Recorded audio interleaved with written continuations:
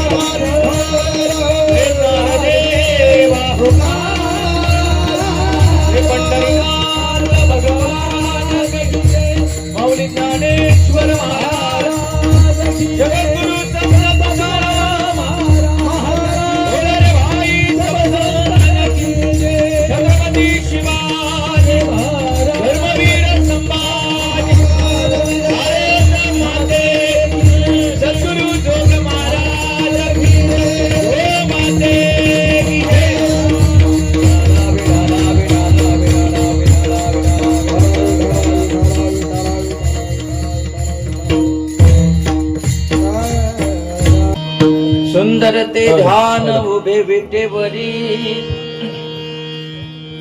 कर कटावरे ठेवोनिया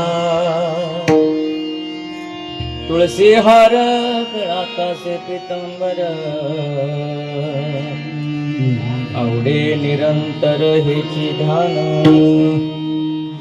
मकर कुंडले तळपती श्रवणी कंठी कौस्तुभमणी विराजेत तुळसी हार गळा कासे पितांबर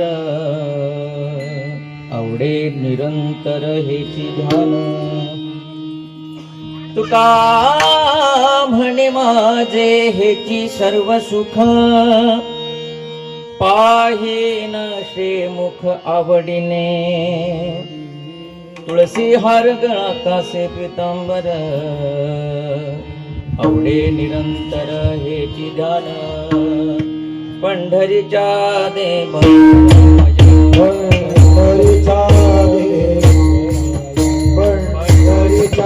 देवराया दंडवत तुझे पाया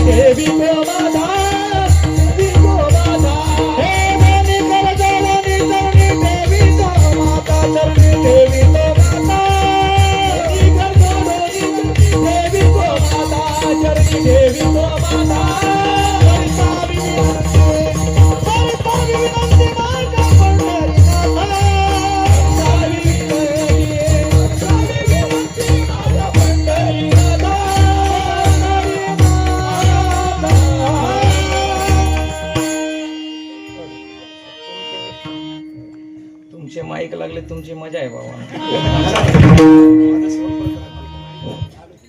जयांचे केलिया स्मरण होय सकळ विद्यांचे अधिकरण तेची बंधू श्री चरण श्री गुरूंचे ते नमस्कारोनी आता माझी तब्येत बघून तरी केव्हा आली पाहिजे बाबा त्याला माझी पण तुमच्यासोबत मनोजवम मारुतुल्य वेगम जितेंद्रियम बुद्धिमतां वरिष्ठं वातात्मजं वानरयुतमुख्यं श्रीरामदूतं शरणं प्रपद्ये देवी मी जे जे बोले ते प्रभू तुमचे शिकविले मनोनी अवधारी जो आपुले आपण देवा मस्तक माझा पायावरी या वारकरी संतांच्या सुंदरते ध्यान उभे विटेवरी कर काटावरी ठेवनिया तुळसी हार गळा कासे पितांबर आवडे निरंतर हे ध्यान मुक्त कैवल्य तेजुनिधी भगवान श्री ज्ञानोबराया जगद्गुरु श्री संत तुकोबाराय आदी करून सर्व संतांच्या चरणावरती नतमस्तक होऊन वा मस्तक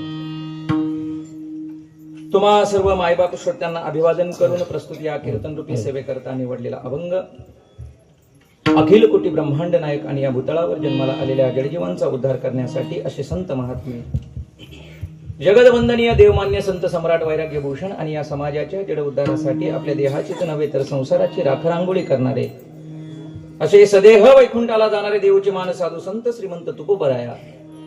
तुकोबरायांचा 4 चरणाचा अभंग असून प्रस्तुत या अभंगाच्या माध्यमातून जगद्गुरु संत तुकोबराय भगवंताच्या वर्णनासहित प्रासंगिक भूमिकेचं मंगलाचरण साधतायत. विडाला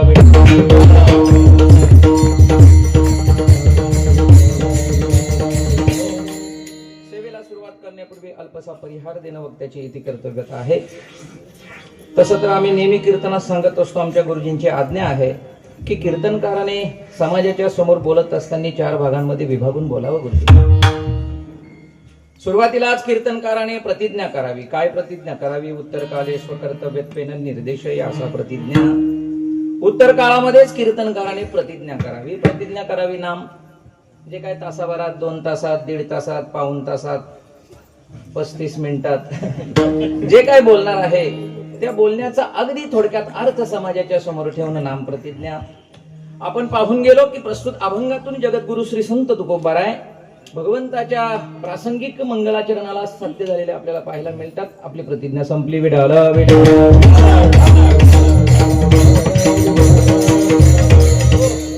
तसं गुरु माऊली तर म्हणतात की आता सध्याच्या कीर्तनकारांनी आणखी प्रतिज्ञा करा. काय प्रतिज्ञा कराव्यात? जसं आम्ही नेहमी बोलतो, एखाद्या कटघऱ्यामध्ये आरोप्याला उभं केल्यानंतर त्याच्या समोर काय देतात? श्रीमद भगवद्गीता. ज्यांना अनुभव आहे त्याही तरी माना हलवा ना. त्याच्या समोर काय देतात? भगवद्गीता देतात. आणि भगवद्गीता देऊन त्या आरोप्याला सांगितलं जातं, बाबा याच्यावरती हात ठेव आणि शपथ घे, जे काय बोलेन ते खोटं नाही बोलणार नाही. पुढचं आहे का ना तुम्ही लगेच? खोटं बोलणार नाही, कोर्टाचा जास्तीचा वेळ घेणार नाही, उगाच विषयांतर करून बोलणार नाही, असं त्या आरोप्याला जशा प्रतिज्ञा कराव्या लागतात गुरु माऊली म्हणतात तसं व्यास गादीवरती, नारदाच्या गादीवरती उभं राहिल्यानंतर कीर्तनकाराने देखील प्रतिज्ञा कराव्या. जे काय बोलेन ते भगवंताविषयी बोलेन.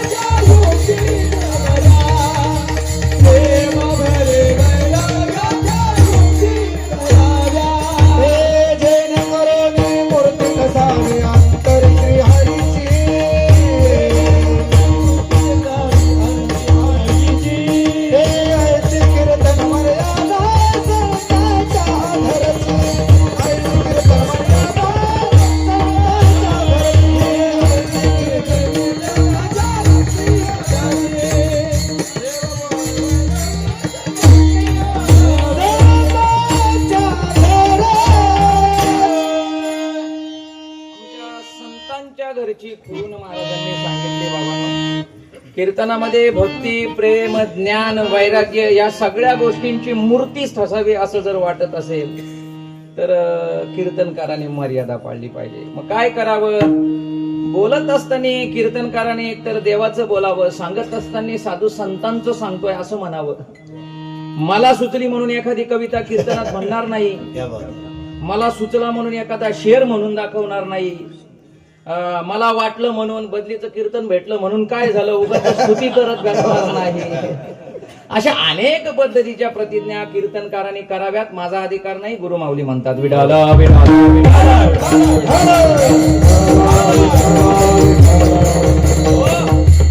मग कीर्तनकाराने प्रवृत्त व्हावं उपोद्घाताकडे. उपोद्घात कशाला म्हणतात? उपोद्घात तर उपोद्घात त्याला तुमच्या आमच्या भाषेमध्ये आपण परिहार असं म्हणतो.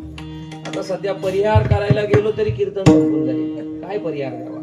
त्यातून आदरणीय आमचे हरिभक्त पारायण आमचे गुरुतुल्य मंडळी या ठिकाणी टाळकरी म्हणून सर्वांचं नाव घेत नाही पण त्याच्यामध्ये आमचे हरिभक्त पारायण दशरथजी महाराज केने या ठिकाणी उपस्थित आहेत. कीर्तन जर वेळेवर चालू झालं असतं तर आपल्याला पर्वणीच होती महाराज. परंतु आता आम्हाला सांगितलं आयोजकांनी महाराज 11:15 वाजले तरी चालते. आपण 11:15 वाजवले म्हणजे लोक आपले 12 वाजवायला मोकळे. महाराज कीर्तनाच्या वेळेच्या पुढे न जाणारा बुवा आम्ही आहे. पण बघू आता कुठपर्यंत टिकतोय आपण सगळे. प्रयत्न करू एक 11 वाजेपर्यंत संपवण्याचा. ज्याला 11च्या पुढे बसायचं नसेल त्याने आताच निघून जा बाबा, सांगितलेलं बरं. नाही तर काय होतं, लोक कीर्तनातून उठून जातात. असं होऊ नये महाराज. कीर्तनाच्या काही मर्यादा आहेत. चला पुढे. कशाला म्हणतात उपोद्घात? वर्तमान कार्य यत् कार्य भवनमाघटनस्सी तस्य कार्यस्य कारणस्य प्रतिपादनं तद्वक्तव्यम उपोद्घातत्वम. शास्त्र म्हणतंय वा वा, वर्तमान चालू असलेल्या कार्यासंबंधाने कारण प्रतिपादन करून सांगणं. आता ते लावले तर आणखीच गडबड होईल दादा. असू द्या, पहिला दिवस आहे, होते गडबड. चालू असलेला अखंड हरिनाम सप्ताह सोहळा, ग्रंथराज ज्ञानेश्वरी पारायण, श्री विठ्ठल रुक्मिणी मंदिर, हनुमान मंदिर बीड यांच्या संयुक्त विद्यमानाने चालू असलेला हा महोत्सव. आणि याच्यातली ही पहिल्या दिवसाची सेवा खरं तर या ठिकाणी हरिभक्तपरायण भाऊंची होती. परंतु भाऊंची तब्येत बरी नसल्या कारणास्तव ग्रामस्थांच्या वतीने ही सेवा माझ्या वाट्याला आली. तसं म्हणायला गेलो व्यावहारिक भाषेत तर दाणे दाणे पे लिखा आहे. माझी सेवा व्हायची होती, त्याला काय काय घडलंय काय माहितीये का, त्या गोकुलाष्टमीच्या सप्त्यामध्ये आमची शिक्कामोर्फत झाल्यामुळे तिकडे बाकीच्याकडे दुर्लक्ष होते जरा. असो, पण भाऊंच्या ठिकाणी या ठिकाणी सेवा करण्याची संधी आम्हाला उपलब्ध झाली. खरं तर अतिशय सुंदर वातावरण आपल्या गावचं आहे. परंतु आल्यानंतर थोडी खंत वाटली मला. जेवणाला गर्दी वाटल्यानंतर असं वाटलं वा वा, आजचं कीर्तन झाल्याशिवाय राहणार नाही. पण आमच्या गणेगाव सारखंच आहे तुमच्याकडे, जेवायला 60 आणि कीर्तनाला बरं पाठ केले तुम्ही. खरंच महाराज ही शोकांतिका आहे आपल्या समाजाची. महाराज आपल्या सप्त्यांची सगळ्यात मोठी शोकांतिका म्हणजे बऱ्याच लोकांना असं वाटतं सप्ते फक्त जेवाय पुरतेच आहेत का. 12 महिने का आपण घरी जेवत नाही का. उलट शेवटच्या पंक्तीला भेटलो तर बेत बिघडला तर पाणी टाकून मिळतं तरी गोड वाटतं त्या. पण मला सांगा तुम्ही, आपण घरी जेवत नाही का. उत्सव हे जेवण्याकरता नसून महाराज ते श्रवणा करता, भगवत नामचिंतना करता आहेत. अहो तुमच्या गावात नशीब तुमचे चांगले. मी आल्यानंतर चर्चा केली, आमच्या इथे सगळे रेल्वे मंत्री आहेत मध्ये, म्हणजे सगळे रेल्वे सर्व्हिसवाले आहेत. त्यामुळे गावात 3-3, 4-4 उत्सव होतात. त्यामुळे तुम्हाला त्या उत्सवांची किंमत नाही राहिली महाराज. ज्याच्या गावामध्ये एकच उत्सव होतो ना त्याला जाऊन विचारा, वर्षातून एकदाच आध्यात्मिक दृष्ट्या उतरलेली बॅटरी चार्जिंग करण्याची संधी फक्त सप्त्यातच. त्यामुळे तुम्ही लोकांनी थोडं लक्ष दिलं पाहिजे. उत्सव जास्ती करू नका, पण उत्सवामध्ये ज्या गोष्टी गरजेच्या आहेत त्या प्रामाणिकपणे झाल्या पाहिजेत. मायबाप कीर्तन 7 ते 9 जर ठेवलं असतं ना, तुम्हाला सांगतो त्या मोहावळावरती माशा कशा येऊन बसतात. 9 वाजेपर्यंत का होईना पण बसल्या असत्या. बऱ्याच लोकांना असं वाटतं उत्सव फक्त जेवणापुरता आहेत. मी आणखी कटू भाषेत बोलत असतो, पण आज युट्यूब लाईव्ह आहे. आम्ही तर कधी लाईव्ह करत नसतो बाबा, पण आज आम्हाला भेटलेच वरखडेकर महाराज आमचे. पण तेही कुठे आमच्या कीर्तनाला आलते, ते भाऊंसाठी आलते.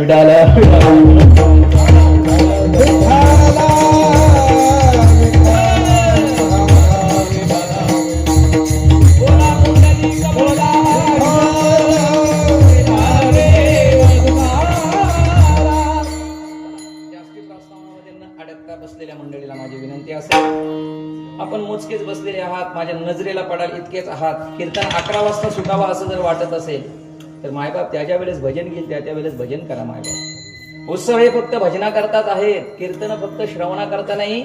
बरं महाराज, कीर्तनकारांनी घेतलेला विठ्ठल विठ्ठल हा फक्त श्रोते मंडळी करता असतो, पण त्यांना असं वाटतं काहीतरी बाबा विसरला, त्यांनी घेतला असेल आठवण्याकरता त्याचा विठ्ठल विठ्ठल, आपला त्याच्याशी काय संबंध. महाराज किर्तनकारांनी घेतलेला विठ्ठल विठ्ठल जेणेकरून कीर्तनकाराबरोबर श्रोते मंडळीचं देखील भजन व्हावं या निमित्ताने घेतलेला तो विठ्ठल विठ्ठल असतो. तुम्ही जांभळ्या वगैरे देऊन मोकळ्या होता तेवढ्यामध्ये, काय चाललंय बुवाचं बुवा बघून घेईल असं नाही महाराज. कीर्तनकारांनी घेतलेला विठ्ठल विठ्ठल हा फक्त श्रोते मंडळी करता असतो. बसलेल्या मंडळींनी भजनामध्ये प्रवृत्ती दाखवली पाहिजे. आणि एक गोष्ट एवढं कीर्तनातून एकच वाक्य घरी घेऊन जा महाराज, कीर्तनात बसल्यानंतर विठ्ठल विठ्ठल भजन करू जर वाटत नसेल तर समजून जायचं बीड मध्ये आपल्या इतका पापी दुसरा कोणी नाही.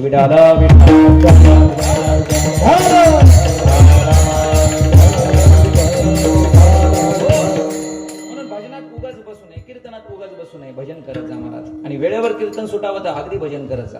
त्यातून आपल्या कोकणी माणसाची सवय असते, कीर्तनाच्या आधी पंगत मधली काय 1-1 किलो भात खाल्ल्यानंतर तो काय तो काय कीर्तनात स्वस्त बसू देतो का महाराज, लगेच झोप येते. त्यातून कीर्तनाचा कंटाळवाणा असेल आणि त्यातून ज्याच्या अपेक्षेने आपण आलेलो आहोत ते कीर्तनकार नाही, उगाच कोणीतरी भेटलाय, आता भेटलाय तर घ्या असा विषय होऊ नये म्हणून एक 11 वाजेपर्यंत आपण या ठिकाणी सेवा करणार आहोत. भजन करत जा मायबाप. चला, अभंग जगद्गुरु संत तुकोबारायांचा आहे. पहिला दिवस असल्या कारणास्तव आपल्यावर आलेलं विघ्न ते दूर व्हावं म्हणून अभंगाची निवड केलेली आहे. तुम्ही म्हणाल काय विघ्न आलं, पहिल्याच दिवशी जर कीर्तनकार येऊ नये याच्यापेक्षा मोठं विघ्न आणखी काय असावं महाराज. हे सप्ताहातलं उत्सवातलं एक विघ्नच आहे. म्हणून आपण मंगळ करून जाऊया जेणेकरून पुढचे 3 दिवसाचे महाराज व्यवस्थित यावे. विठाला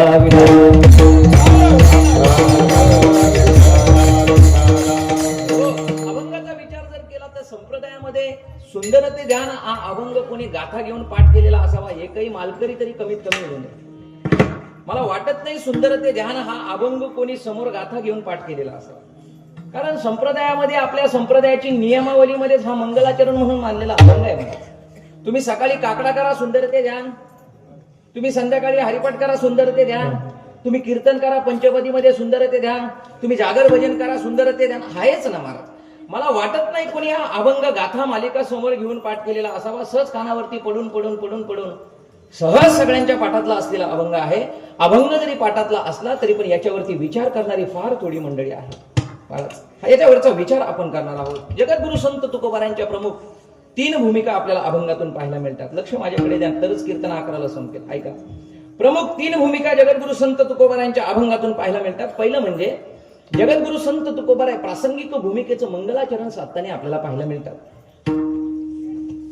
दुसरी गोष्ट म्हणजे जगद्गुरु संत तुकोबाराय भगवंताच्या वर्णनाला प्रवृत्त झालेले आहेत.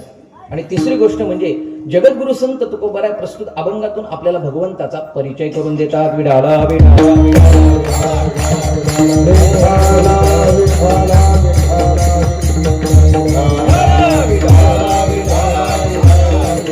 बोला कुंडली कमलला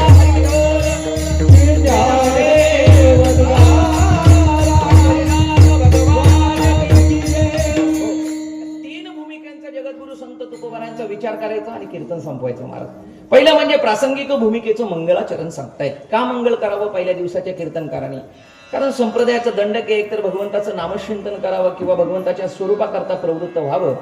पहिला दिवस असल्या कारणास्तव मंगल करून जाऊ. कारण मंगल असं म्हणतंय कोणत्याही कार्यामध्ये कोणत्याही पद्धतीचं विघ्न येऊ नये असं जर वाटत असेल तर सफल कार्य जनकत्व मंगलत्व, कार्य शेवटापर्यंत सफल व्हावं म्हणून मंगळ करणं गरजेचं आहे. आणखी का मंगळ करावं?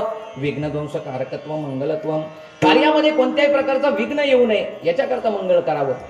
म्हणून तसं तर महाराज म्हणतात प्रत्येकाने, आचार्यांनी फार सुंदर लक्षण केलं. आचार्य म्हणतात प्रत्येकाने आपल्या जीवनामध्ये मंगळ करणं गरजेचं आहे. का करावं? आचार्यांनी फार सुंदर लक्षण केलं. अशुभानी निराचेष्टात्मोती शुभसंततेने स्मृती मात्रेने यत्पुंसा ब्राह्मतम मंगलम विभो अतिकल्याण रूपत्वात्मति कल्याण संशयात ब्राह्मतम मंगलम परमो. आपल्या जीवनामध्ये अतिकल्याणाची प्राप्ती व्हावी असं जर वाटत असेल आणि दुराकाराचं निराकरण व्हावं असं जर वाटत असेल, प्रत्येकाने आपल्या जीवनामध्ये मंगल करणं गरजेचं आहे. काय आहे आपल्या जीवनातलं मंगल? श्री विठ्ठलाचे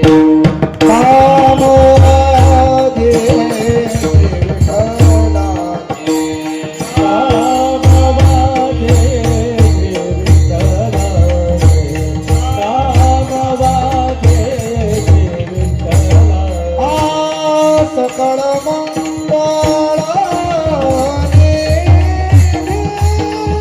श्री विठ्ठलाचे नाम, श्री विठ्ठलाचे नाम, श्री विठ्ठलाचे नाम.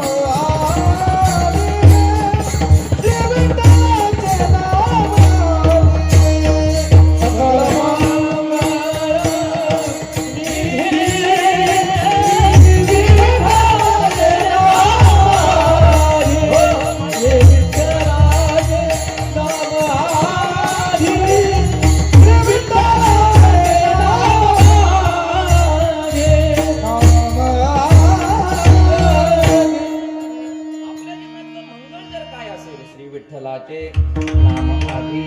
आपल्या जीवनातलं मंगल म्हणजे भगवत नामचिंतन करणारी जी मंडळी आहे त्यांच्या जीवनामध्ये सदैव मंगलच असतं महाराज. चला पुढे, आपला विषय चालू आहे.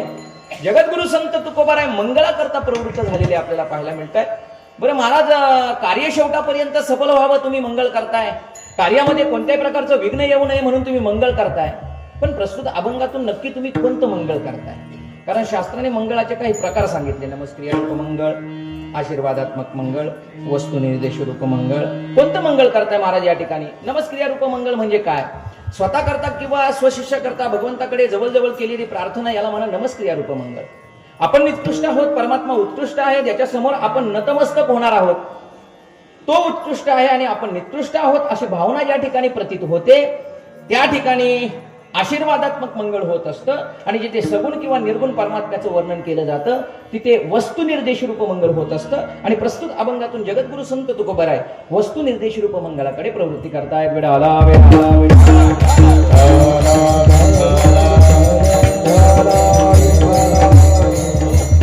जगद्गुरु संत तुकोबारायांची पहिली भूमिका आपल्या लक्षात आली. आणि माझ्याही लक्षात आलं तुम्हाला कोणतं कीर्तन अपेक्षित आहे. पहिली भूमिका मंगळाचरण साधताय. दुसरं, भगवंताचा या ठिकाणी भगवंताच्या वर्णनाकरता प्रवृत्त झालेले आहेत. बरं तुकोबाराय, तुम्ही वर्णन करताय भगवंताचा, हो बरं भगवंताचं वर्णन करताय, पण वर्णन करत असताना ज्याचं वर्णन करताय त्याचं नामनिर्देश न करता वर्णन कसं करताय? तुम्ही पूर्ण अभंग पाहून घ्या. जगद्गुरु संत तुकोबारायांनी कुठेही कोणत्या देवतेचं वर्णन करताय त्याचं नाव, सुंदरते द्या म्हणे माझे सर्व सुख, संपूर्ण अभंग पाहून घ्या. ज्याचं वर्णन केलेलं आहे त्या वर्णविषयाचा नामनिर्देश न करता तुकोबाराय या ठिकाणी वर्णनाला प्रवृत्त झाले. महाराज कसं काय? महाराज म्हणतात वेदाचा तो अर्थ वेद जाणणारी मंडळी आहोत आम्ही, आम्हाला शास्त्र माहित नाही का? शास्त्राचं म्हणणं असं आहे, नाही प्रस्थित्य मात्रेनं वस्तुस्थिती किंतु लक्षणं परमनाभ्याम. शास्त्र म्हणतंय एखादी गोष्ट पटवून देत असताना तुम्ही त्या ठिकाणी वस्तुस्थितीच सांगितली पाहिजे असं काय नाही, लक्षणं सांगितली तरी पुष्कळ. विठाला विठाला विठाला.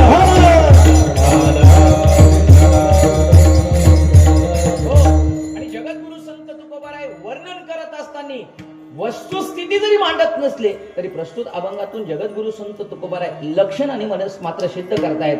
आम्ही वर्णनाला प्रवृत्त झालेलो आहोत. बरं चाललंय ना आपलं? बरं चाललंय ना? आपली ट्रॅक बदलायची नाही, तुम्ही असे कोमेजले का लगेच? बरं चाललंय ना तुम्ही? करा बघू भजन एकदा. विठाला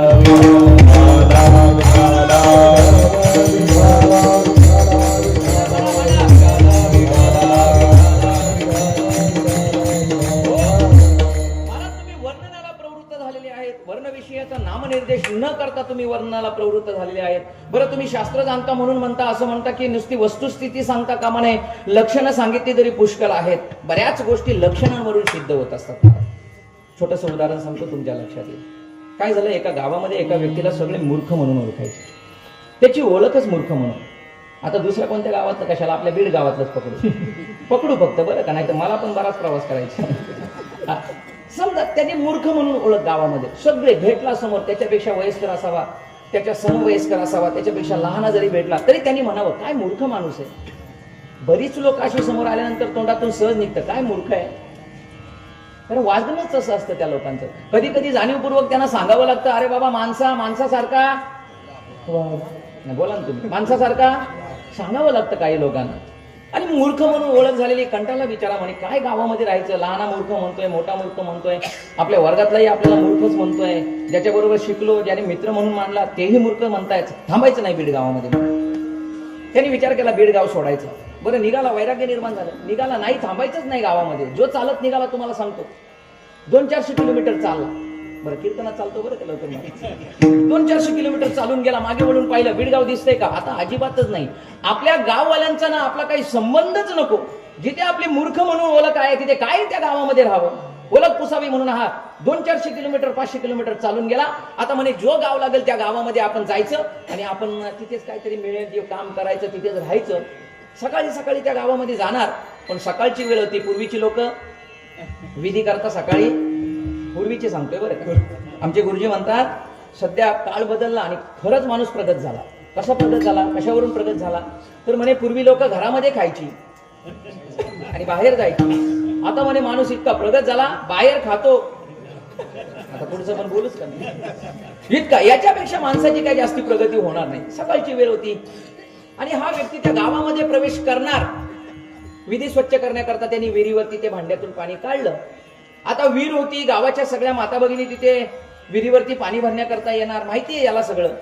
पण याची ओळख विसरू नका तुम्ही, कारण तो होता कुठला नाही, होता कुठला एवढं विसरू नका म्हणजे झालं नाही. मूर्ख म्हणजे मूर्ख ओळख असलेला. आणि मग ओळख पुसण्याकरता गेला होता, त्यांनी भरून काढलं, विधी स्वच्छ करण्याकरता अगदी 5-7 पावलांपर्यंत जाऊन बसला. आणि सकाळी सकाळी काही माता भगिनी तिथे पाणी भरण्याकरता आल्या. बरं, त्याच्यातल्या एक म्हातारीने याला पाहिलं आणि सहज तिच्या मुखातून निघालं, काय मूर्ख आहे. आता याला वाटलं 500 किलोमीटर चालून आलो, कशा करता लोक मूर्ख म्हणतायत म्हणून 500 किलोमीटर चालून आलो, लोकांनी मूर्ख म्हणू नये म्हणून इथपर्यंत आलो. नक्कीच या म्हातारीचा आमच्या गावात कोणीतरी नातेवाईक असले. त्याला प्रश्न पडले, अरे कसं काही कळू शकतं म्हणे, 500 किलोमीटर चालून आलो, किती दिवस चालतोय का, लोकांनी मूर्ख ही ओळख पुसून काढावी म्हणून इतक्या दिवस चाललो. तरी पण या म्हातारीला समजलं तर 100% हिला फोन नाही तर मेसेज तरी आलेला आहे, जाऊन चौकशी करावी. विधी स्वच्छ केली, जाऊन विचारलं, आई साहेब आमच्या बीड गावामध्ये तुमचं कोणी नातेवाईक आहे का. म्हातारी म्हणते, ते गाव कुठं आलं बाबा, तेही मला माहिती नाही. काय म्हणतोय तू, माझ्या लक्षात येत नाही. नाही आमच्या गावातून तुला कोणी फोन केला का. अरे बाबा काय बोलतोय, मला काय लक्षात येत नाही, तुला म्हणायचे तरी काय. नाही मला मूर्ख म्हणतात हे तुला कोणी सांगितलं. म्हातारीने उत्तर दिलं, बेटा तुला मूर्ख म्हणतात हे सांगण्याची गरज नाही, तुला सामान्य ज्ञान नाही. अरे जिथे वीर आहे तिथे माता भगिनी येणार, अगदी 5-7 पावलांवरती तू विधी स्वच्छ करण्याकरता बसला, ही फक्त मूर्खाचीच लक्षणं आहेत, म्हणून मूर्ख. विडाला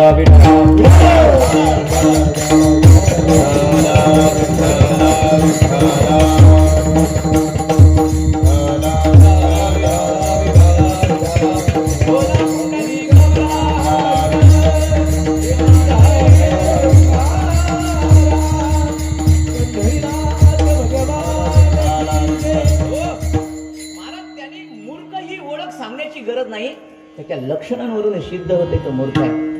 हे झालं व्यवहारातलं. परमार्थातलं सोडून, कारण भगवंताच्या वर्णनाला प्रवृत्त झालेलो आहोत.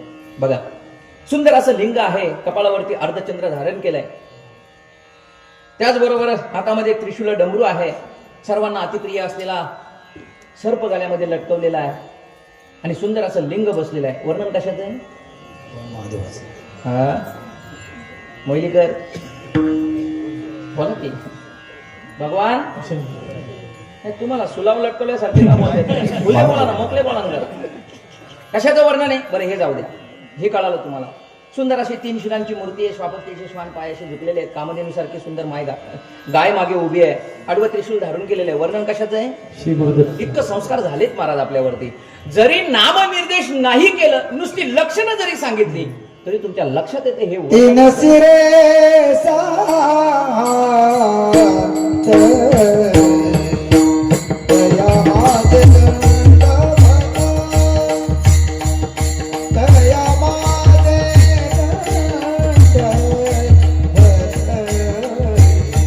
दया माझे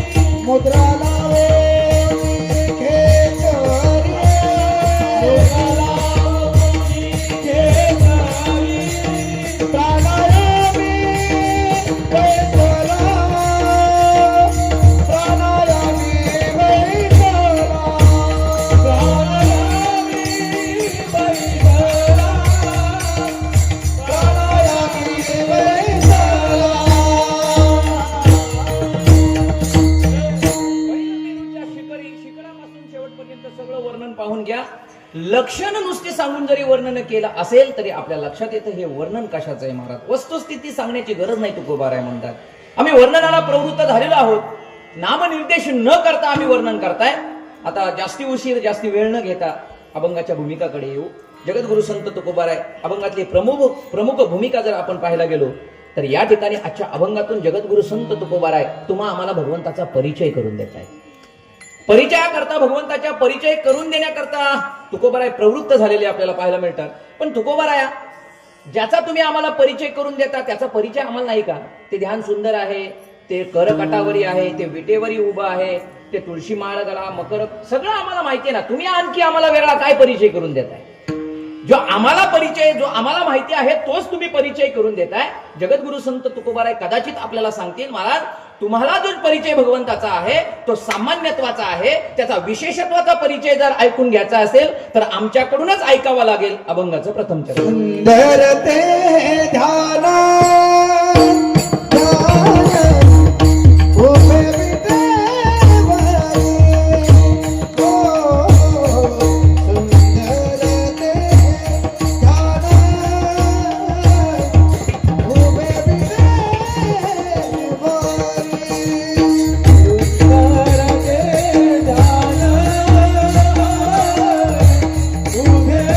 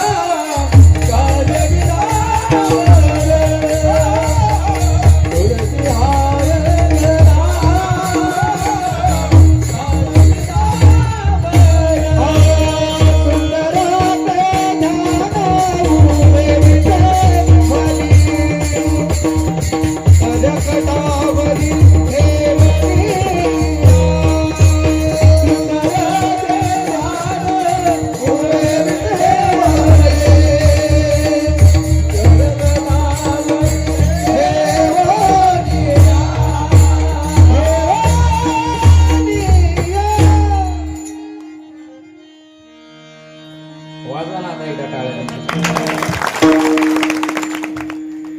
महाराज आपल्या कोकणामध्ये पण असे रत्न आहेत महाराज, तुम्हाला सांगतो. पण आपल्याला आवाज ऐकायची सवय लागली वरचा, त्याला काय करणार कोकणी तुम्ही सांगा ना. सुंदर महाराज, सुंदर ते ध्यान महाराज म्हणतात आम्ही वर्णन करता प्रवृत्त झालेलो आहोत. वर्णन करत असताना तुम्हाला जो भगवंताचा परिचय आहे तो सामान्यत्वाचा परिचय आहे. आज भगवंताचा विशेषत्वाचा परिचय तुम्हाला सांगून जातो. ते ध्यान कसं आहे महाराज म्हणतात सुंदर. ध्यान सुंदर आहे. बसलेल्या प्रत्येक मंडळीला माझी विनंती असेल, पंढरपूरला सगळे गेलात ना? पंढरपूरला गेलात की नाही? गेलात पंढरपूरला? हो तरी बोला, नाही तरी बोला. हो गेलेच नाही पंढरपूरला कोणी? असं तरी म्हणा, नाही तर असं तरी म्हणा. बोला ना लवकर, 11ला संपलं पाहिजे ना. नाही नाही नाही, तुम्ही गैरसमजात राहू नका. कीर्तनात असं पण आणि असं पण चालत नाही बरं. सध्या काळ त्याचाच चालू आहे. एकदा कार्यकर्ता दाराच्या समोरून पाठ वळाली, त्याची जोपर्यंत मान आपल्या समोर असते तोपर्यंत आपण असेच असतो. एकदा त्याची पाठ आपल्याकडे झाली का कीर्तना चालत नाही बरं का. इथे प्रामाणिक असावं माणसाने. सांगा ना, पंढरपूरला गेलात तुम्ही? सगळे गेलात. पंढरपूरला गेल्यानंतर त्या पंढरीश पांडुरंग परमात्म्याला जवळजवळ सगळ्यांनी पाहिलं. नाही मुखदर्शन नाही, पददर्शन घेतलेली सगळी मंडळी समोर बसलेली आहे. प्रामाणिकपणे सांगा, तो भगवंत किती जणांना सुंदर वाटला हो?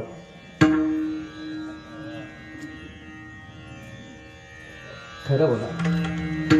नाही त्याशिवाय पुढे जाताच येणार नाही.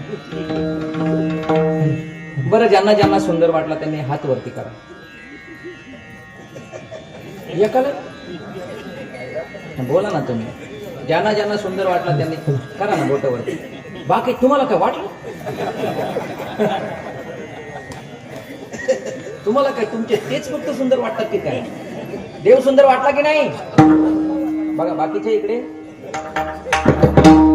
टाळकरी नको, नाही तर पुढच्या वेळेस येणार नाही तुम्ही असू द्या खालीच.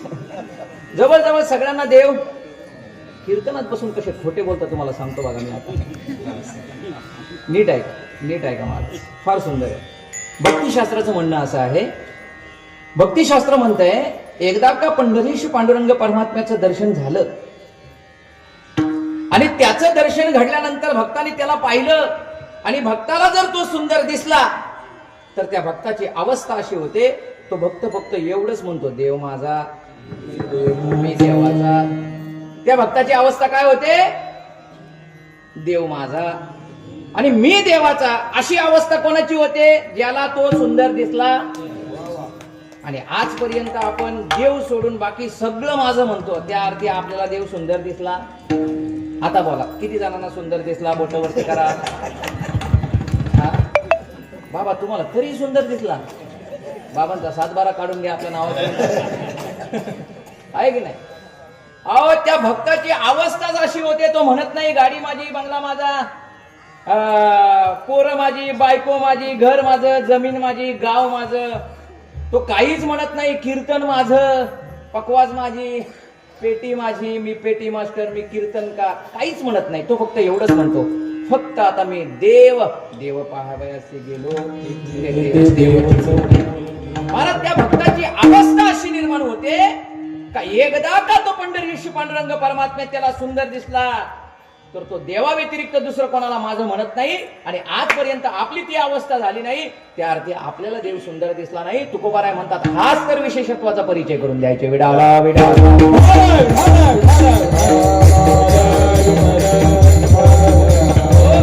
पण तुकोबाराय तुम्ही म्हणताय म्हणून आम्ही देवाला का बरं सुंदर म्हणू? देव खरंच सुंदर आहे का? काही लक्षणांनी पटवून द्या आम्हाला. कारण देवाच्या सौंदर्याची संकल्पना किंवा सौंदर्याची संकल्पना स्पष्ट करत असताना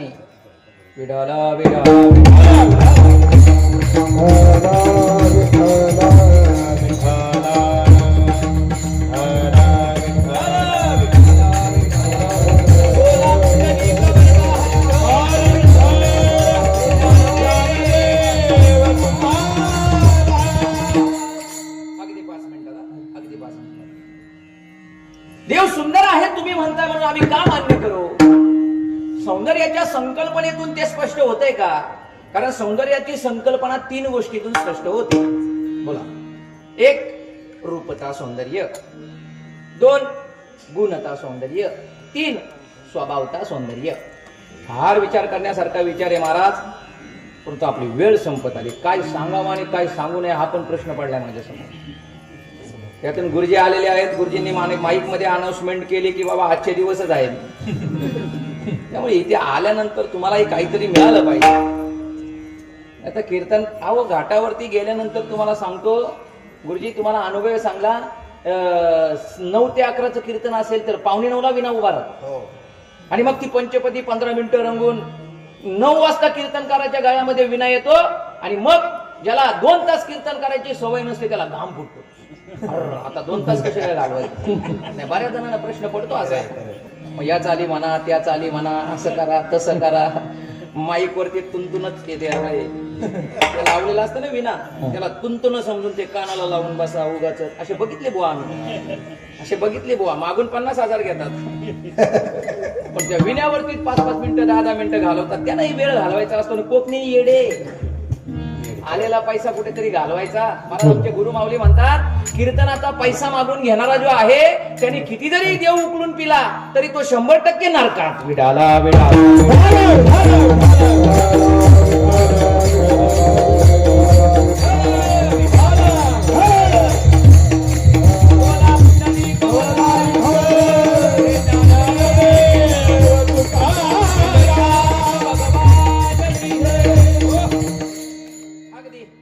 जगद्गुरु संत तुकोबाराया, तुम्ही म्हणताय म्हणून आम्ही देवाला सुंदर काम आणू.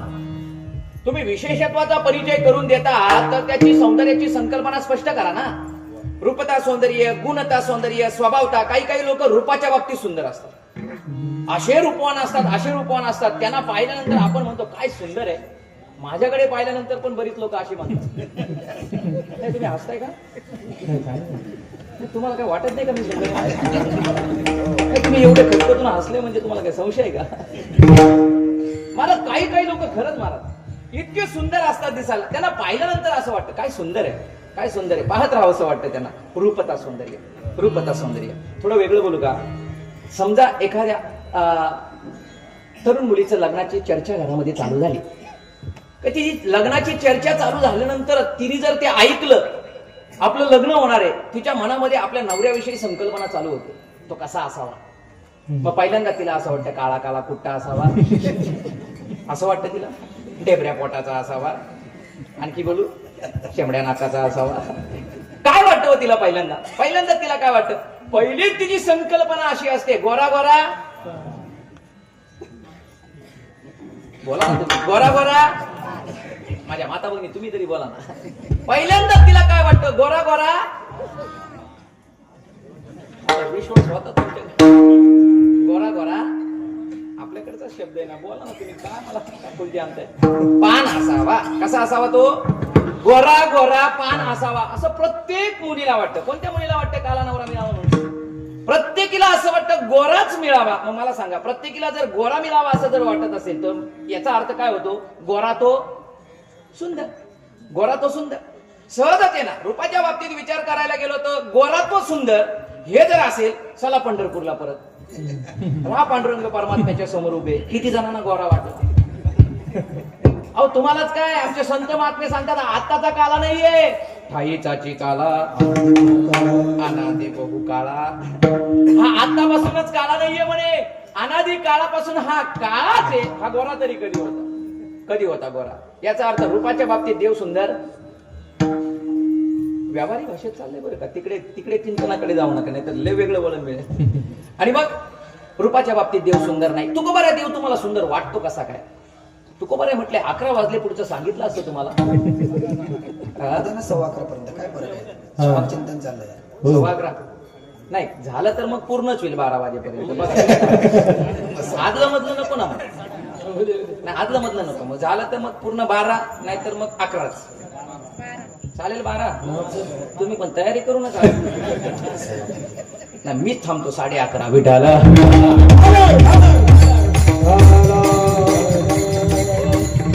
मंडळीला घेऊन जायचं असतं कीर्तनामध्ये. वक्त्याने श्रोत्यांना घेऊन जायचं असतं. 11 पर्यंत त्यांची चौकशी करावी. बरं वाटतंय 11:15. 11:15ला बरं वाटलं तर मग 11:30. आणि 11:30ला बरं वाटलं तरी अजिबात नाही 11:30. आणि मग सौंदर्याची संकल्पना स्पष्ट करत असताना रूपाच्या बाबतीत देव सुंदर. आमच्या म्हणण्यानुसार रूपाच्या गोरा तो सुंदर ना, हा तर ठाईचाची काळ आहे. नाही, रूपाच्या बाबतीत देव सुंदर नाही. मग कदाचित तुकोबाराने देवाचा स्वभाव पाहिला असेल. स्वभावता सौंदर्य. काही लोकांचा स्वभाव इतका सुंदर असतो महाराज, दिसायला विद्रूप जरी असला तरी त्याचे स्वभाव असा असतो, लोक म्हणतात याच्यासारखा स्वभाव अख्ख्या गावामध्ये कोणाचा. काय स्वभावाने सुंदर असतात लोक. काही फारच सुंदर लोक असतात. पण स्वभावाने सुंदर म्हणावा याला देवाला. स्वभावाच्या बाबतीत विचार जर करायला गेलो तर याचा स्वभाव जर पाहायला गेलो तर तुकोबाराय म्हणतात, स्वभाव सांगू का याचा? ऐका, तुकोबारायांच्या कीर्तनामध्ये छत्रपती शिवाजी राजे बसले होते बरं. आणि छत्रपती ऐन रंगामध्ये कीर्तन आलं आणि गुप्तहेरांनी येऊन सांगितलं, महाराज कीर्तनातून आपल्याला उठावं लागेल, नाही उठलो तर मरणासक्त प्रसंग येऊन ठेपलाय, मुघलांनी वेढा टाकलेला आहे, तात्काळ कीर्तनातून आपल्याला निघावं लागेल. महाराज नीट आहे का बरं का छत्रपती शिवाजी राजांचे उद्गार काय होते? माझ्या महाराष्ट्राचे आराध्य देव छत्रपती शिवाजी राजे म्हणाले, ऐका हे वारकरी संप्रदायाचं कीर्तन चालू आहे. ज्यांना मी गुरु मानावं ते माझ्या प्रत्यक्षात गुरु जगद्गुरु संत तुकोबाराय कीर्तन करतायत. आणि कीर्तनात मी जरी बसलो असलो, स्वराज्याचं भार जरी माझ्या खांद्यावरती असलं, पण महाराज जोपर्यंत आज्ञा देत नाही तोपर्यंत मला कीर्तनातून उठता येणार नाही. कोणी सांगितलं? कोणी सांगितलं? छत्रपती शिवाजी राजांनी सांगितलं. आणि त्या शिवाजी राजांचा मावळा कीर्तनात आता बसतो, तंबाखूची तलप आली तरी उठून जातो. येतो मोकळा होऊन येतो म्हणे, जरा थांब बाजू त्याला म्हणतो. चालत नाही महाराज. कीर्तनामध्ये उठले तर वक्त्याचा अपमान आहे. पुण्य करण्याकरता बसले, पाप करून जातात. छत्रपती शिवाजी राजांनी सांगितलं उठता येणार नाही. कीर्तनातलं वातावरण थोडं खराब झालंय हे ज्या वेळेस तुकोबारांच्या लक्षात आलं, तुकोबारांनी विचार केला, अरे माझा राजा कीर्तनात बसला आणि राजावरती इतका मोठा प्रसंग, देवा आजपासून तुझा प्रचार बंद. कोणी सांगितलं? तुकोबारा म्हणतात देवा बंद झालं. अरे कीर्तनात तुझा राजावरती प्रसंग आणत असेल आमच्या, कशासाठी लोकांना देव सांगायचं आम्ही? नाही नाही नाही नाही, आजपासून तुझा प्रचार बंद. आता देवाला वाटलं एकुलता एक प्रचाराचा बंद जर झाला तर लोकांना देव कसा काढायचा? नाही नाही, प्रचार बंद होऊन चालणार नाही. देव थरथर थरथर कापायला लागला. अरे गेलं पाहिजे म्हटल्यानंतर आता जास्ती वाढवत नाही. मला सांगा, ज्यावेळेस भगवंताने गादी सोडली आणि जसा भेटीला आला प्रत्येक मोगलाच्या समोर आता देवाने चांगलं केलं का वाईट केलं? चांगलं केलं का वाईट केलं? नाही ना आवडलं तुकोबाराय म्हणतात देवा बरं सगळे मोगलांच्या छत्रपतींच्या मागे सगळे मोगल गेले, प्रकरण मिटलं. परत देवाला खडतरायला सुरुवात केली. देवा तुझा आपल्याला हाही स्वभाव आवडला नाही. आता काय झालं? बरं नाही यावं तर म्हणतो प्रचार बंद करतोय, येऊन म्हणताय परत स्वभाव आवडला नाही. का स्वभाव आवडला नाही? तुकोबाराय म्हणतात देवा आमचे वारकरी इकडे वाऱ्या करू करू मेले, वाऱ्या करू करू त्यांच्या कमरा बारक्या झाल्या, त्यांच्या तू स्वप्नात यायला तयार नाही आणि लुंगीवाल्याला दर्शन देतो. देवा तुझा हा स्वभाव पटला नाही. विडाला काय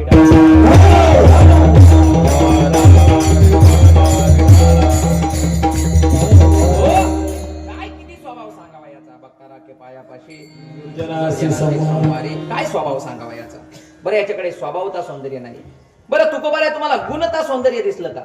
गुणाच्या बाबतीत विचार करायला गेलो तर याच्या ठिकाणी अवगुण मोठा, चोरी करून भरती पोटा, चोऱ्या करून याचं आयुष्य गेलं. चोऱ्या करणाऱ्याला कोणी गुणवान म्हणतं का? मला तुम्ही सांगा. आपल्या गावातला एखादा चोऱ्या करणारा पोरग आहे, त्याला पाहिल्यानंतर म्हणतो काय गुणवान आहे, अशा चोऱ्या करतो असं म्हणतो का? काय मूर्ख आहे, चोऱ्या करण्यात आयुष्य घालवलंय असं म्हणतो की नाही? चोऱ्या करणाऱ्याला कोणी गुणवान म्हणतं का? नाही हो. मग याचा तर चोऱ्या करण्यामध्ये आयुष्य गेलं, याला गुणवान कसं म्हणावं? रूपता सौंदर्य नाही, गुणता सौंदर्य नाही, स्वभावता सौंदर्य नाही. तुकोबाराय तुम्हाला देव सुंदर दिसतो कसा? विडाला देव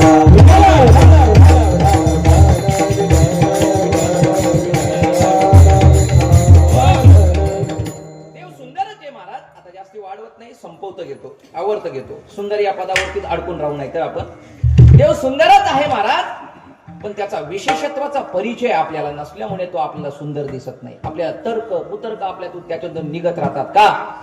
देवा तुकोबाराय तुम्ही म्हणताय म्हणून नाही हो, खरंच देव सुंदर आहे. एकच दृष्टांत सांगतो तुमच्या लक्षात येईल. ते विशेषत्वाचा परिचय कसा आहे? काय झालं?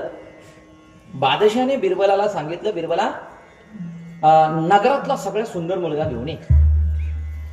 आता बिरबल असतो, बुद्धीला काय कमी होता का? बिरबलाने आपला घोडा काढला, सगळ्या नगरांमध्ये फिरायला लागला, सुंदर मुलगा शोधतोय. ह्या गावामध्ये जा, त्या गावामध्ये जा, तिकडून पार मुरबाड भागातून निघाला, पाता पाता कशेलपर्यंत आला. कशेल पाहून कडाव परिसर चापला, आमच्या गणेगाव गावामध्ये देखील आला. मला वाटलं होतं माझा नंबर नाही लागला. सुंदर मुलगा शोधत शोधत शोधत शोधत शेवटी तो बीड गावात आला. आणि बीड गावामध्ये आल्यानंतर एका गल्लीमध्ये त्याने पाहिलं, एक आई आपल्या मुलाचं वर्णन करत होती. माझा सोन्या, स्वर द्या ना, माझ्या स्वराला जरा कमी आहे बरं. माझा सोन्याचा गोळा, आई वर्णन करत होती. माझा पिंट्या, माझा सोन्याचा गोळा, माझा सोन्याचा उंडा. आई काय वर्णन करील पोराचं सांगता येत नाही. बरं त्याचं वर्णन करते, पटापटा पटापटा त्याला मुके घेते. बरं मुके घेत असताना त्याच्या नाकाचा कितीतरी हिच्या तोंडाला इतका सोन्याचा गोळा. बिरबल राबूनच विचार करतोय, मला तर नुसता गोळाच दिसतो, हिला सोनं तरी कुठून दिसतं? चौकशी केली पाहिजे. आई वर्णन करत होती, माझा सोन्याचा पुंडा, माझा सोन्याचा गोळा, माझा पिंट्या. बिरबलाने लांबून पाहिलं, जणू 15 दिवस या मुलाने आंघोळ केली नाही. केस याची घाणेरडी झालीत, बरबडलेत, कपडे फाटकेत, मळकेत, याच्या अंगाचा उग्रवास मला इथपर्यंत येतोय. हिला सुंदर कसा वाटतो? चौकशी केली पाहिजे. जाऊन चौकशी केली. आई साहेब कोण आहे? माझं पोरगं. तुम्ही वर्णन करताय ते खरं आहे? म्हणे काय झालं? नाही, तुम्ही म्हणताय हा सोन्याचा हुंडा आहे. म्हणा खरंच सोन्याचा हुंडा आहे? हो. खरंच पिंट आहे? हो. म्हणे घेऊन जाऊ का? म्हणे का? काय नाही म्हणे, बादशाहाने नगरातला सगळ्यात सुंदर मुलगा मागवलाय, दरबारामध्ये सगळ्यांसमोर पेश करायचंय. काय त्या आईचं काळीज. आई म्हणते बीड गावामध्ये याच्या इतका सुंदर दुसरा कोणीच नाही, घेऊन जा म्हणे. यालाही काय काम नव्हतं, याने हाताला धरला, सुंदर ना, बसवला घोड्यावरती, नगरामध्ये पेश केला. दरबारामध्ये सगळ्यात सुंदर मुलगा पेश होणार म्हटल्यानंतर अख्खं दरबार भरलं होतं. तुम्हाला सांगतो, नगरातला सगळ्यात सुंदर मुलगा कसा असावा? काही काही लोकांना लहान मुलं लय आवडतात. मग ती सगळी लहान मुलं ज्यांना आवडायचे ते सगळं दरबार त्यांनी भरलेला. त्याचे गालगुच्छे घ्यायला भेटतील का? त्याला एखादी तरी पप्पी घ्यायला मिळेल का? त्याला आणलेला चॉकलेट त्याच्या हातामध्ये देता येईल का? प्रत्येक जण आपापले प्रश्न घेऊन आला होता. नगरातला सगळ्यात सुंदर मुलगा पाहायला मिळणारे सगळ्यांची उत्कंठा वाढली होती. कसा असेल? लालबुंद त्याचे गाल असतील, असे घारे घारे डोळे त्याचे असतील, कसा दिसत असावा? सगळ्यांना. अरे आणि कामगिरी कोणाला दिली शेवटी? बिरबलाला कामगिरी दिली म्हटल्यानंतर नगरातला सगळ्यात सुंदर मुलगा आज पाहायला मिळाणार या हेतूने सगळेजण येऊन बसले आणि बिरबलाने हे हाताला धरून दरबारात आणलं. बरं, जसं होतं तसंच आणलं. याने तरी धुवून आणायचं ना. जसं होतं तसंच पेश केलं. बादशाने लांबूनच पाहिलं आणि बिरबलाला खुणवलं. बिरबला आज सकाळी अरे कोण घेऊन आलाय? म्हणे बादशाह हा नगरातला सगळ्यात सुंदर मुलगा आहे. सुंदर? अरे वेळ लागला का तुला? काय सुंदर दिसलं तुला याच्यामध्ये? त्यावेळेस बिरबलाने सांगितलं, बादशाह का तुम्हाला सुंदर वाटत नाही? अरे थोडा तरी सुंदर आहे का? म्हण नगरातल्या अर्ध्या माशा याच्या नाकाच्या सोबत आली फनफन करत तू दरबारामध्ये घेऊन आला. याच्या अंगाचा उग्रवासिक पर्यंत येतोय, सगळ्या लोकांनी नाकावरती रुमाल ठेवलाय, तुला सुंदर तरी कसा काय वाटला? बिरबलाने दिलेलं उत्तर आहे का मायबाप? बिरबलाने सांगितलं, बादशाह आतापर्यंत तुम्ही याला तुमच्या नजरेने पाहत आहात म्हणून हा सुंदर दिसणार नाही, याला एकदा याच्या आईच्या नजरेने बघा, तुम्हाला कितीतरी सुंदर दिसेल. विडाला विडाला विडाला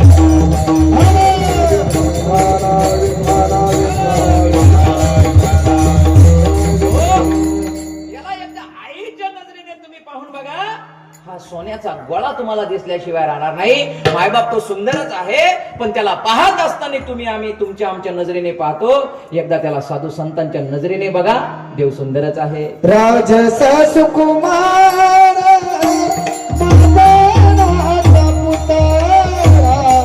राजसा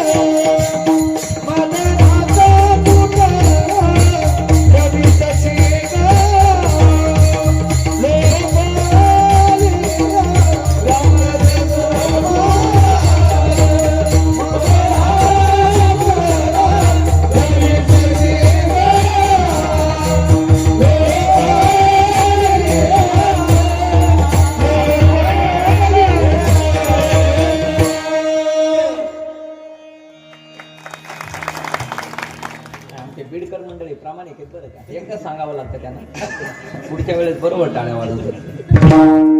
बाबा तुम्ही आमच्या प्रवीण बाबाच्या कीर्तनाला थांबलं तर बरं होईल हो. त्याला मजा येईल, जरा सांगड झुंपेल तुमचे चांगले. आम्हाला पण वाटायचं आमचा आवाज असा असावा, पाठे 3ला उठायचो आम्ही. आमच्या गुरुजींनी सांगितलं होतं, बेसूर गाणारा की आवाज तयार न होणारा, याच्या मागे देखील शास्त्राचे महाराज, ते आठवत नाही आता मला एवढ्यात, पण तिथे एक श्लोक सांगितला होता. आपल्याकडून काय पाप घडल्यानंतर आपण बेसूर होतो किंवा स्वर लागत नाही, गाणं तयार होत नाही, याच्याकरता पण पुण्यच असावं लागतं. विडाला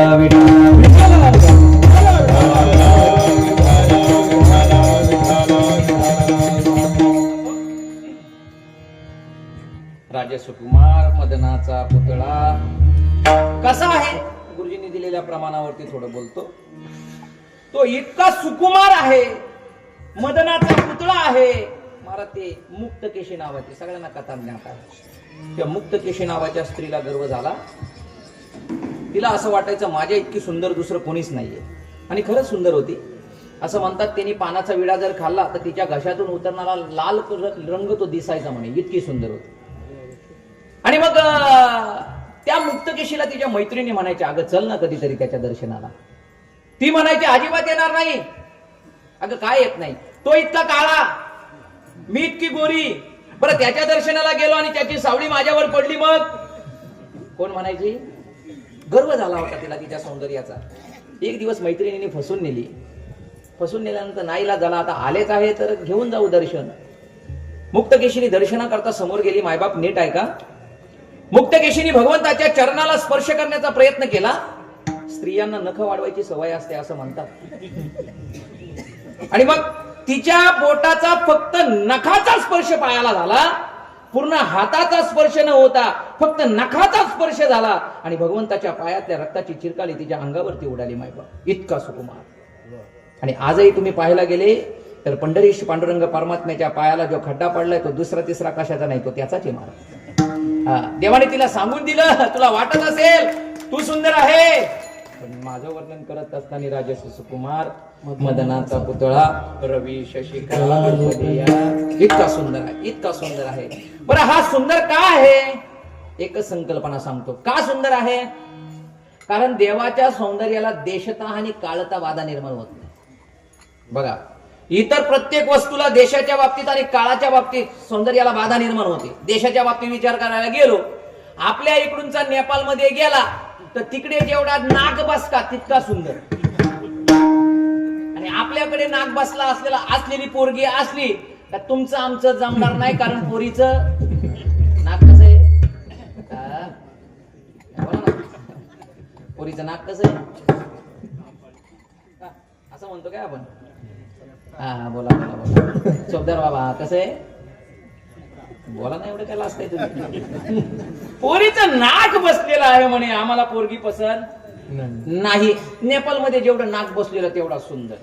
देशाच्या बाबतीत सौंदर्याची संकल्पना बदलली. पण आपल्या इकडून जर तिकडे पर्यटनाकरता गेलो, त्यांचा देव दिसला तरी आपण सहज त्याचं दर्शन घेतो. त्यांच्या इकडून आपल्या इकडे एखादा कांचा आला असेल, तो आपल्या मंदिरात आला, तोही सहज दर्शन घेतो. त्याला काहीच अपेक्षा नाही महाराज देवाच्या बाबतीत. देशाच्या बाबतीत देवाची सौंदर्याची संकल्पना बदलत नाही महाराज, बदलत नाही. देवाच्या बाबतीत बदलत नाही. काळाच्या बाबतीत विचार करायला गेलो, पूर्वीचा काळ असा होता महाराज, पूर्वीच्या काळामध्ये धोतर लावलेला सुंदर दिसायचं.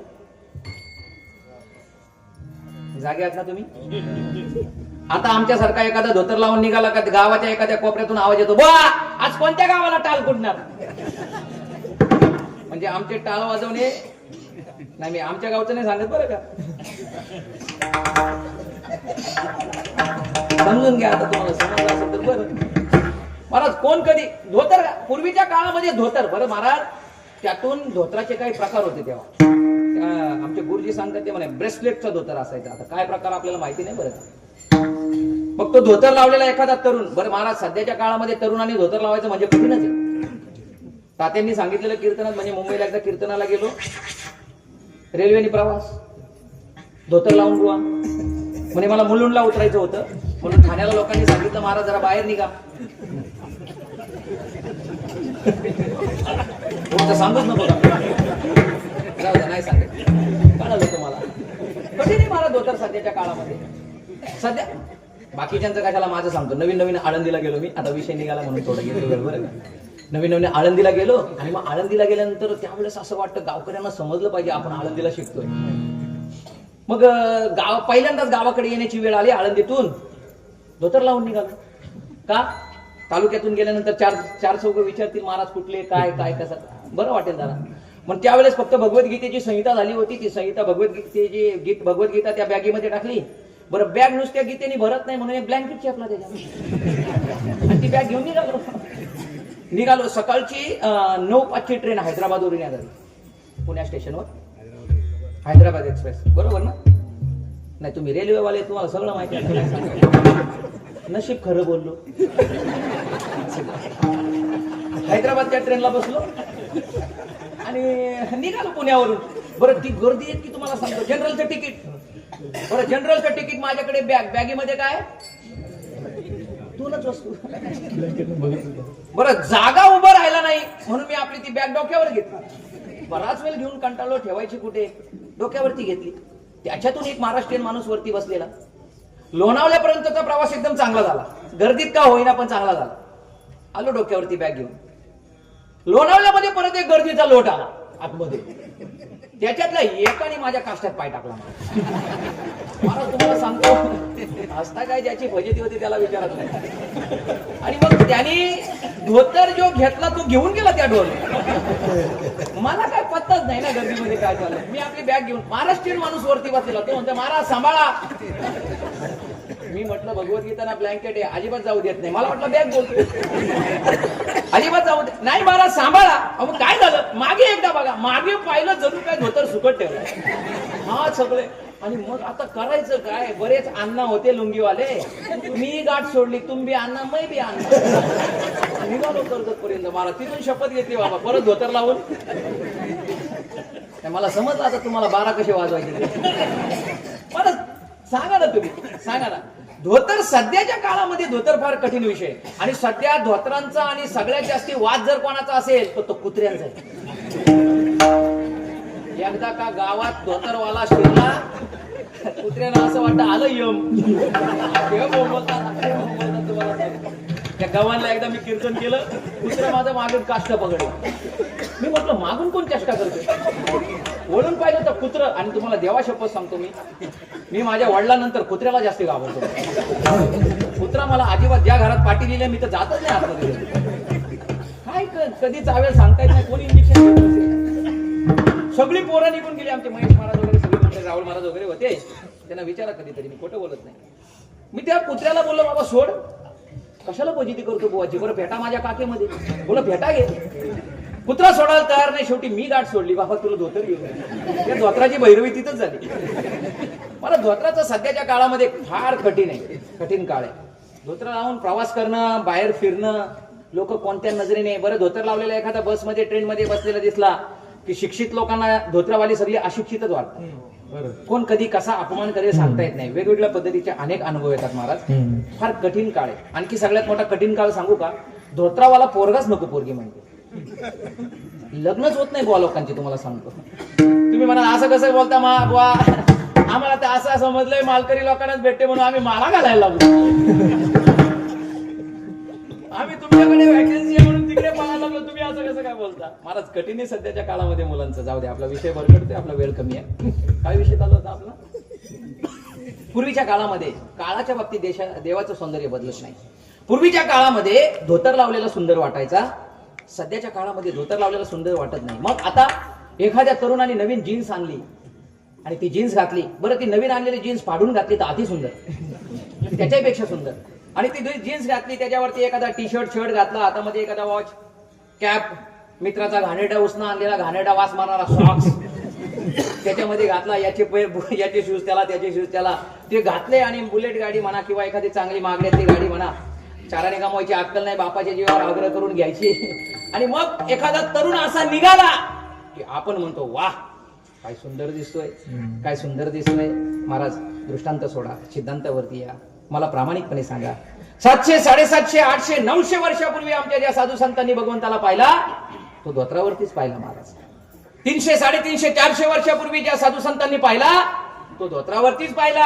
आणि आजही तुम्ही आम्ही पाहत असताना त्या पितांबरावरती त्याला पाहतोय. पण देवाच्या बाबतीत कोणालाही वाटलं नाही देवाने वस्त्र बदलावेत म्हणून. नाही बाबा गुण आला विटेवरी पितांबरधारी सुंदर जो, पितांबरधारी सुंदर जो, पितांबरधारी सुंदर जो. गुण आला विटेवरी पितांबरधारी सुंदर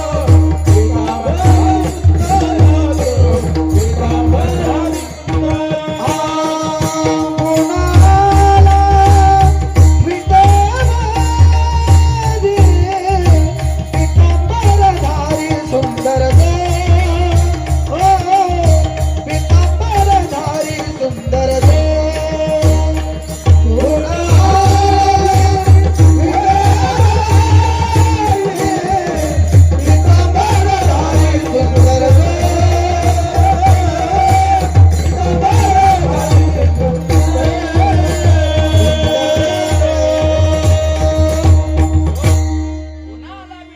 पितांबरधारी सुंदर जो सुंदर पितांबर धारण केलेला आहे तो सुंदर आहे. आम्हाला तो सुंदर पितांबर धारण केल्यानंतरच दिसतो असा त्याचा अर्थ करायला काही हरकत नाही. देवाच्या बाबतीत काळाच्या बाबतीत देवाचं सौंदर्य बदलत नाही म्हणून देव सुंदर आहे. शेवटचं सांगतो नाही. तुम्ही म्हणा आता शेवटचं कितपर्यंत चालणार आहे. अगदी शेवटचं सांगतो ऐका. देव खरंच सुंदर आहे मायबाप. पटतंय ना तुम्हाला देव सुंदर आहे. नाही आपलं जे चाललंय त्याच्यातून पटतंय ना तुम्हाला. खरंच देव सुंदर आहे मायबाप. कारण देवाकडे जे सौंदर्य आहे ते अलौकिक आहे आणि तुमच्याकडे जे सौंदर्य तुमच्या आमच्याकडे जे सौंदर्य आहे ते प्राकृतिक आहे महाराज. आपलं सौंदर्य नेहमी बदलत राहतं. देवाचं सौंदर्य कधी बदलत नाही महाराज. लहान दिसणारा गोंडस बाळ असा टाळ घेऊन उभा राहिल्यानंतर प्रत्येकाला असं वाटेल त्याची जाऊन पप्पी घ्यावी. पण हात जाऊन पुढे 80 वर्षाचा झाला त्याचे गालाचे मोचे बसले त्याचे मोखातले दात पडले कोण म्हाताऱ्याला पप्पी घेईल.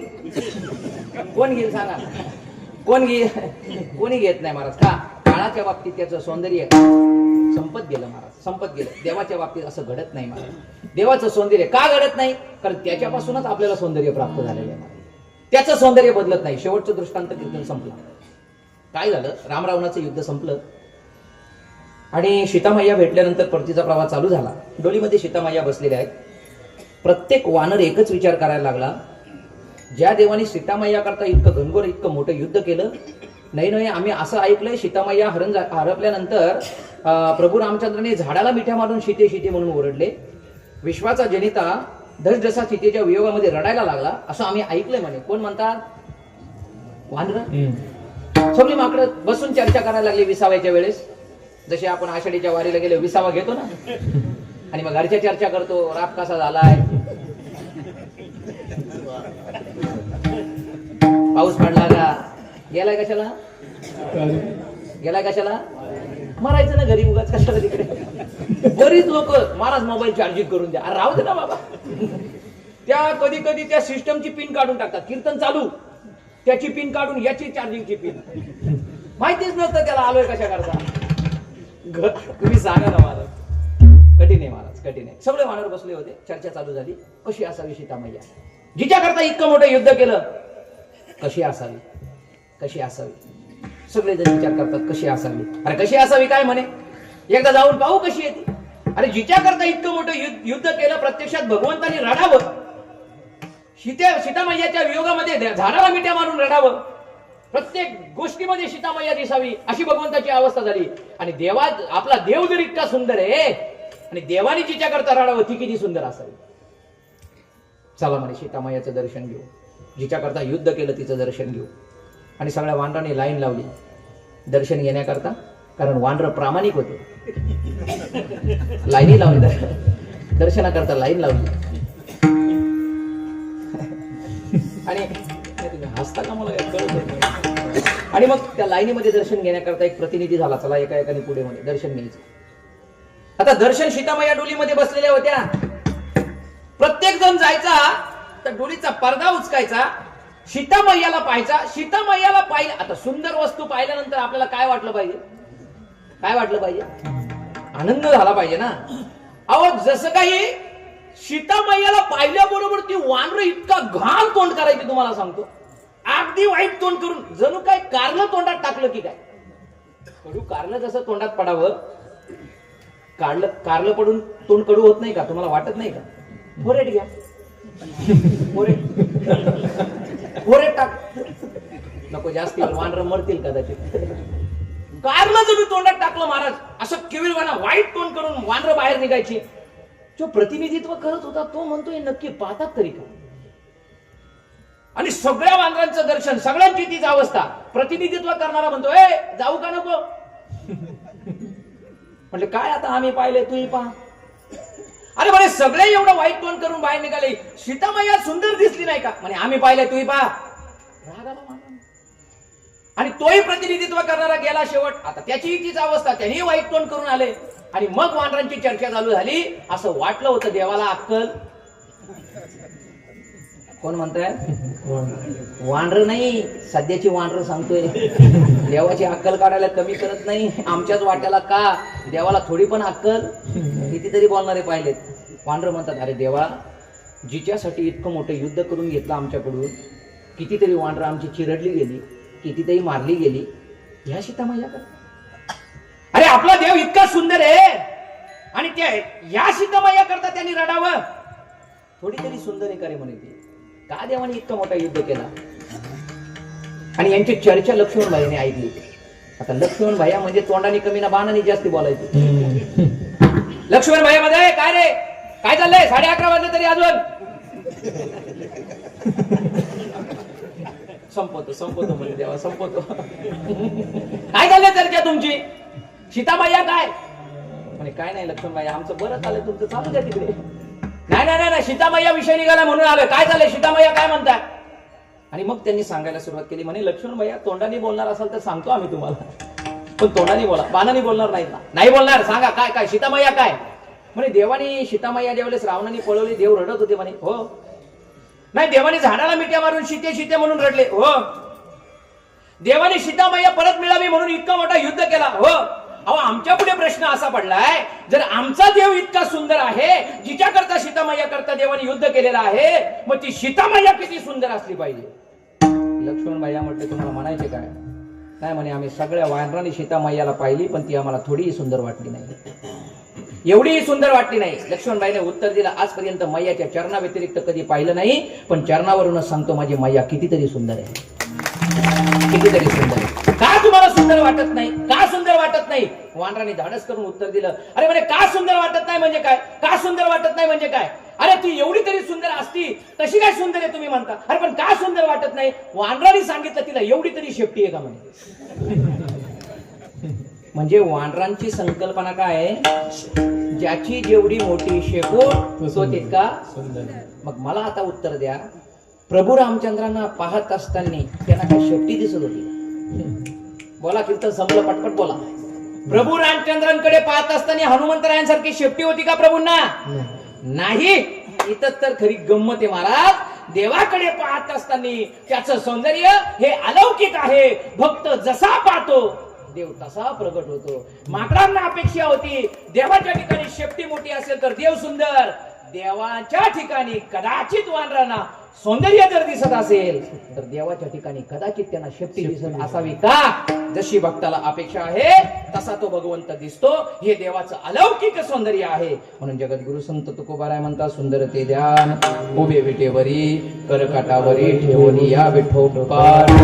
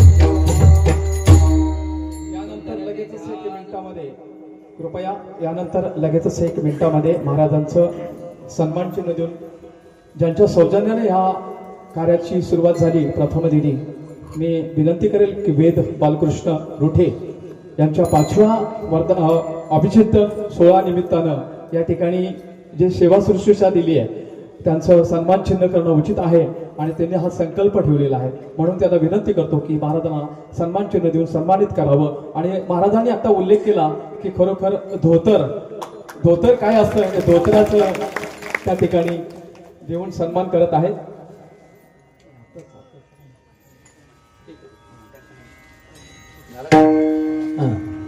सुंदर ते ध्यान बरं दिसतं ना. मलाही बरं वाटतं, आता घरी घेऊन जातो असे. आम्हाला कधी एवढे हार पाडत होतो. मला तर वाटतंय त्या दिवशी गुरुमाऊलींच्या जागेवरती सेवा करायला गेलो तेव्हा एक पडले कैऱ्याला. काय महाराज त्या लोकांची श्रद्धा गुरुवरती. इतके मोठे मोठे हार आणलेले त्याही अजून 2-4 पडले असते तर बुवा जमिनीतून गेला असता. कसा सावरलो मी तिकडे. पण खरंच गुरुमाऊलींवरती श्रद्धा असलेली मंडळी संपूर्ण गाव ते खूप हार घातले त्या लोकांनी. बरं झालं त्या दिवशी सवय झाली, आज जरा कामाला आलं ते. चांगलं दिसतंय ना. हो तरी बोला नाही का, जाऊ द्या मान की 5 मिनिटं बरं वाटतं मला. चला संपवतो महाराज. सुंदर ते ध्यान फुले विटेवरी. महाराज म्हणतात ते ध्यान सुंदर आहे. का सुंदर आहे? त्याचं सौंदर्य हे अलौकिक आहे आणि अलौकिक असलेले हे सौंदर्य महाराज कीर्तनामध्ये आपल्या गावातले टाळकरी, खरंच आम्ही नेहमी येतो, बरीचशी गावातली मंडळी या ठिकाणी टाळ घेऊन उभी असते. मला तर वाटते बीडगाव, मोयलीगाव काही अशी मोजकीच गाव आहेत जिथे गावातले टाळकरी असतात. तर टाळकरी मागवावे लागतात बाहेर. महाराज खरंच फार कठीण काळ आहे. पण आपलं बीडगाव फार मोठं आहे. चांगली पोरं तयार झालेली आहेत, पकवाज, गायन या सगळ्या क्षेत्रातली. त्यांनी इकडे लक्ष दिलं तर बरं होईल. थोडं टाळ घेऊन उभे राहिले, गायला लागले, गावाची आणखी एक पिढी पुढची तयार होईल, जेणेकरून सुंदर असं वातावरण आपल्याला तयार करता येईल. खूप सुंदर वातावरण आपल्या सप्त्याचं आहे. पहिल्या दिवसाची सेवा खरं तर भाऊंची होती, पण काही कारणास्तव भाऊंना येता आलं नाही म्हणून ती माझ्या वाट्याला आली. झालेली सेवा भगवंताच्या चरणी समर्पित करण्यापूर्वी आईवडिलांचे कृपा आशीर्वाद, साधू संतांचे, गुरुमाऊलींचे आशीर्वाद म्हणून आपल्यासमोर 4 शब्द बोललो. खरं तर मी कोणी कीर्तनकार, प्रवचनकार नाही. गुरूंच्या चरणाजवळ राहून जे काय ऐकलं ते तुमच्यापर्यंत पोहोचवण्याचा प्रयत्न केलेला आहे. उत्कृष्ट असे मृदंगमणी या ठिकाणी आपल्या परिसराचं वैभव असलेली मंडळी या ठिकाणी उपस्थित आहे. त्यांच्याही चरणावरती नतमस्तक होतो. सर्व गुणीजन टाळकरी असतील, गुरुजी असतील, तुम्हा सर्व टाळकऱ्यांच्या, बीडकरांच्या चरणावरती नतमस्तक होतो. आमच्या आईसाहेब या ठिकाणी तुळशीपत्र घेऊन उभे आहेत, काही माता भगिनी टाळ घेऊन उभे आहेत. जाता जाता का होईना कुत्र्यांनी पण हजेरी लावली. उद्या लोकांनी बोलायला नको विक्रमचं कीर्तन होतं, कुत्रेही आलं नाही, असं व्हायला नको. आणि मग सगळ्यांच्या या ठिकाणी आभार मानतो. सोपदार असतील, भालदार असतील, पेटीवाले असतील, कोणी राहिलं नाही ना? राहिलं नाही ना कोणी? नाही तर बदली पण यायचो नाही पुढच्या वर्षी. हा युट्यूब आहे आमचे वरखेडकर, राहुल महाराज वडखेड. मला फार सुंदर व्यक्तिमत्व, इतकं सुंदर तुम्हाला सांगतो. आता त्यांचे ते जरा स्तुती केल्यासारखं होईल तोंडावरती, पण हसतमुख असलेला चेहरा महाराज, कधीही प्रसन्न व्यक्तिमत्व. एकदा वाजवा ना त्यांच्यासाठी टाळ्या. आपल्या चॅनलच्या माध्यमातून आपल्या परिसरातले बरेच महाराज लोक संपूर्ण महाराष्ट्रावर, देशभर पोहोचवण्याचं काम सध्या ते करतायत. खूप सुंदर युट्यूबची सेवा त्यांच्या माध्यमातून. आमचे 3-3, 4-4 सोपदार या ठिकाणी. बरं, सोपदार बाबांना आता आराम द्या थोडा. तरुण पोर अशी चौकदारांची जबाबदारी स्वीकारा. आयुष्य खर्च केलं मायबाप त्यांनी परमार्थामध्ये. कसं असतं, बापाने आयुष्यभर खर्च केल्यानंतर पोरांनी म्हातारपणी त्यांचे लाड करायचे असतात. करताना तुम्ही आई वडिलांचे लाड नाही, प्रामाणिक आहेत तुम्ही. आता यांचं आयुष्य घालवलं महाराज या मंडळीने, संप्रदायामध्ये. आता या मंडळीला खुर्ची टाकून द्यायची, बसा बाबा ऐका कीर्तन. आणि सध्या संप्रदायामध्ये यांचेच जास्ती हाल येतो. पण अहो, आमच्यासारखा बुवा येतो, 2 तास तुम्हाला मस्का मारून जातो, चांगला मोठा पॉकेट घेऊन जातो. आणि तो बिचारा विनेकरी तो अखंड जप करतो. खऱ्या अर्थाने आपल्या कीर्तनाला तो शोभा आणतो. मीटिंग बसल्यानंतर त्या विनेकऱ्यांवरती चर्चा असते, त्याला काय एवढं लागतं.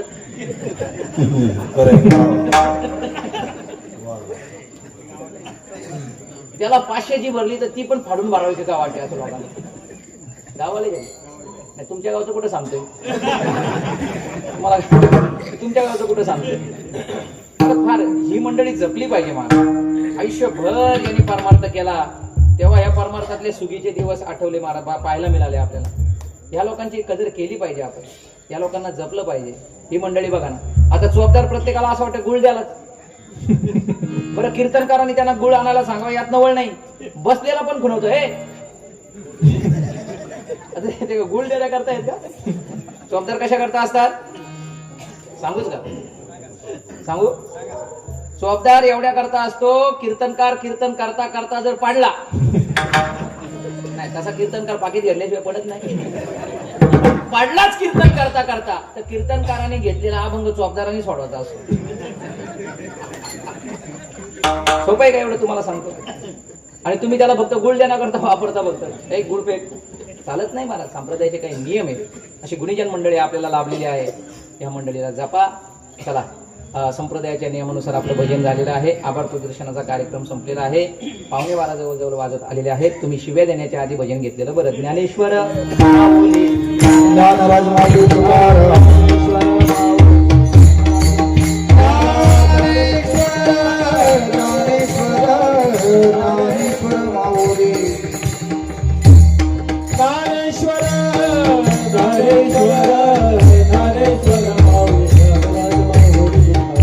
ज्ञानराज माऊली तुकाराम, ज्ञानेश्वर माऊली, तुका म्हणे माझे हेचे सर्व सुख, तुका म्हणे माझे हेचे सर्व सुख, तुका म्हणे माझे हेची सर्व सुख, तुका म्हणे माझे हेची सर्व सुख. तुका म्हणे माझे हेचे सर्व सुख, तुका म्हणे माझे हेचे सर्व सुख.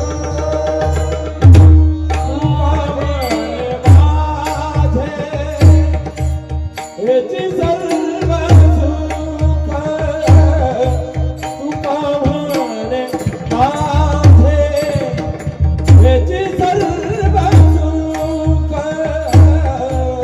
पाहिना श्रीमुख आवडीने,